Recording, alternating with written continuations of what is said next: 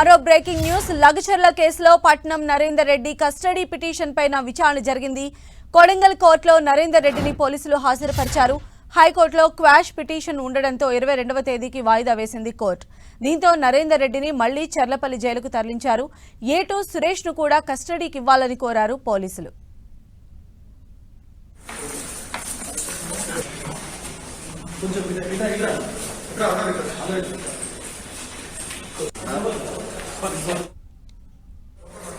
So Lagacharla కేసులో Patnam Narender Reddy custody petition పైన విచారణ జరిగింది. కొడంగల్ కోర్టులో నరేందర్ రెడ్డిని పోలీసులు హాజరుపరిచారు. ఆ దృశ్యాలు మనం 10TV స్క్రీన్ పైన చూస్తూ ఉన్నాం. హైకోర్టులో క్వాష్ పిటిషన్ ఉండడంతో 22వ తేదీకి వాయిదా వేసింది కోర్టు. అయితే దీంతో నరేందర్ రెడ్డిని మళ్లీ చర్లపల్లి జైలుకు తరలించారు పోలీసులు. అయితే మరోవైపు ఏటూ సురేష్ ను కూడా కస్టడీకి ఇవ్వాలని చెప్పి పోలీసులు కోరినట్లుగా సమాచారం అందుతోంది.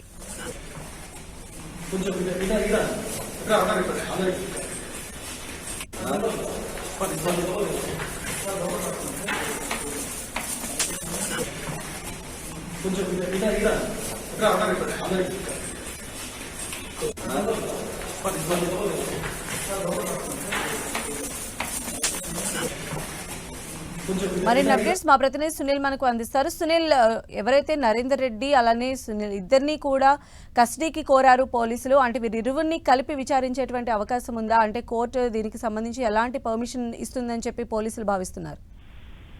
రాష్ట్ర వ్యాప్తంగా తీవ్ర దుమారం రేపుతున్నటువంటి లగచర్ల ఘటనలో ఇప్పటికే అరెస్ట్ అయినటువంటి మాజీ బీఆర్ఎస్ పార్టీ అధ్యక్షుడు ఎమ్మెల్యేగా ఉన్నటువంటి పట్నం నరేందర్ రెడ్డి ఈ రోజు మరొకసారి చర్లపల్లి జైలు నుంచి కొడంగల్ కోర్టుకు తీసుకొచ్చారు. అతన్ని 7 రోజుల పాటు పోలీసు కస్టడీ కోరుతూ ఇప్పటికే పోలీసులు కస్టడీ పిటిషన్ దాఖలు చేశారు. ఈ పిటిషన్లపై ఈ నెల 22వ తేదీన మరొకసారి కోర్టు విచారించే అవకాశం. మరోవైపు ఇప్పుడే మనం చూసాం, ఈ కేసులో అరెస్ట్ అయినటువంటి కీలక నిందితులు ప్రధాన అధికారిగా ఉన్నటువంటి సురేష్ కూడా ఇప్పటికే కోర్టులో నిన్న కొడంగల్ కోర్టులో లొంగిపోయిన దృశ్యాలు మనం చూస్తాం. అతన్ని 14 రోజుల పాటు జ్యుడిషియల్ రిమాండ్ తరలిస్తూ కోర్టు ఆదేశాలు జారీ చేసింది. ఇక మరోవైపు ఇప్పటికే పట్నం నరేందర్ రెడ్డి క్వాష్ పిటిషన్పై ఈరోజు justice Laxman bench, high court justice Laxman bench సుదీర్ఘంగా విచారణ జరిపింది.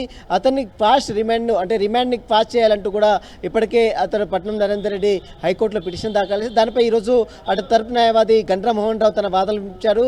పోలీసులు ఇల్లీగల్గా తనను అక్రమంగా అరెస్ట్ చేశారు, ఎలాంటి సుప్రీంకోర్టు గైడ్లైన్స్ పాటించలేదు, అదేవిధంగా ఎలాంటి నోటీసులు కూడా జారీ చేయకుండా ఒక క్రిమినల్ని అరెస్ట్ చేసినట్టు ఒక బీఆర్ఎస్ మాజీ ఎమ్మెల్యేగా ఉన్నటువంటి ఈ వ్యక్తిని అటు ఇల్లీగల్గా అరెస్ట్ చేశారు. ఇదంతా కూడా పూర్తిగా రాజకీయ కక్ష సాధింపు చర్యలో భాగమే ఇతని అరెస్టు అక్రమ కేసు అంటూ కూడా ఈరోజు గండ్ర మోహన్ రావు తన న్యాయవాది కోర్టు దృష్టికి తీసుకురావడం జరిగింది. మరోవైపు అటు పీపీ మాత్రం పబ్లిక్ ప్రాసిక్యూటర్ మాత్రం ఇదంతా కూడా పూర్తిగా కాన్ఫిడెన్స్గా ఉంది, ఇదంతా కుట్రకోణం దాగి ఉంది, పోలీసులపై అధికారులపై దాడులు చేశారు, కలెక్టర్ని ఏకంగా గాయపరిచారు, ఇదంతా కూడా పూర్తిగా కుట్రకోణం ఉంది, ఇదంతా కూడా బీఆర్ఎస్ పార్టీ ప్రభుత్వాన్ని అస్థిరపరిచేందుకే దాడులు నిర్వహించారు, గిరిజనులు రెచ్చగొట్టారంటూ కూడా ఈరోజు పబ్లిక్ ప్రాసిక్యూటర్ కోర్టు దృష్టికి అనేక అంశాలు కూడా తీసుకొచ్చారు.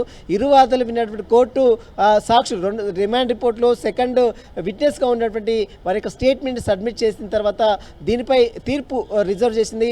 వారి రేపు ఇస్తుందా, మరి మండే రోజు ఈ తీర్పు ఇస్తుందని మాత్రం ఈరోజు సాయంత్రం వరకు ఒక క్లారిటీ వచ్చే అవకాశం. ప్రస్తుతం అయితే పట్నం నరేందర్ రెడ్డి అటు బెయిల్ పిటిషన్పై అదేవిధంగా అటు పోలీస్ కస్టడీ పిటిషన్పై ఈ నెల 22వ తేదీన మరొకసారి కోర్టు విచారించిన తర్వాత దీనిపై ఎలాంటి నిర్ణయం తీసుకున్నది కూడా చూడాల్సింది చెప్పొచ్చు. మరోవైపు క్వాష్ పిటిషన్పై ఇప్పటికే వాదనలు ముగిశాయి కాబట్టి తీర్పు రిజర్వ్ అయింది కాబట్టి మరి ఆ తీర్పు ఏ విధంగా ఇస్తుంది, ఎందుకంటే అతను క్వాష్ని కొట్టివేయాలి అంటే రిమాండ్ మొత్తం కూడా పూర్తిగా కొట్టివేయాలని తన ప్రేయర్లో పొందుపరిచారు కాబట్టి రిమాండ్ని కొట్టివేస్తే అతను మళ్ళీ జైలు నుంచి బయటకు వచ్చే అవకాశం ఉంది. కాబట్టి మరి దీనికి సంబంధించిన దాంట్లో కోర్టు ఎలాంటి నిర్ణయం తీసుకుంటారని మాత్రం సర్వత్రా ఆసక్తితే నెలకొందని చెప్పవచ్చు.